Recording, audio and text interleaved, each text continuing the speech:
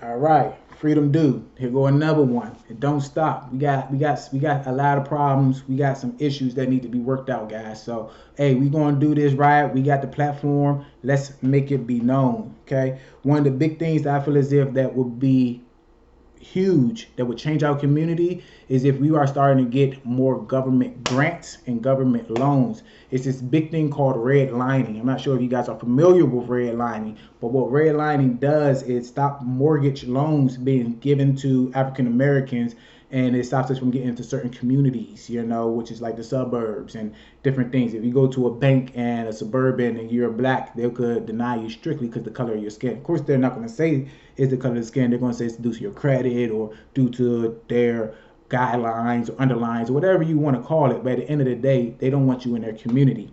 Not only that, they have these HOA, these homeowner association that once back in the day, they actually was able to blatantly say no blacks allowed in our community. Capitol Heights, which is now a predominantly black neighborhood in Prince George's County, they didn't even allow black people to be inside their community, which is very, very interesting.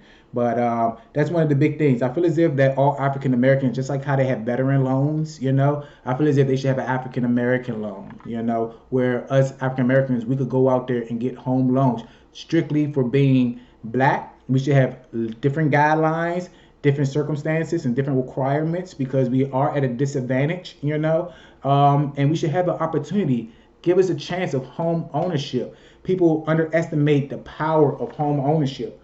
Home ownership, it builds wealth for generations and generations. It's literally like your own bank. And what we do is we tend to go be on Section 8 and we tend to rent. When we be on Section 8 and when we rent, all what we're doing is generating wealth for the landlord, who is 9 times out of 10 the other or the white man. You know what I'm saying? So that's very, very important, is understanding the power of home ownership.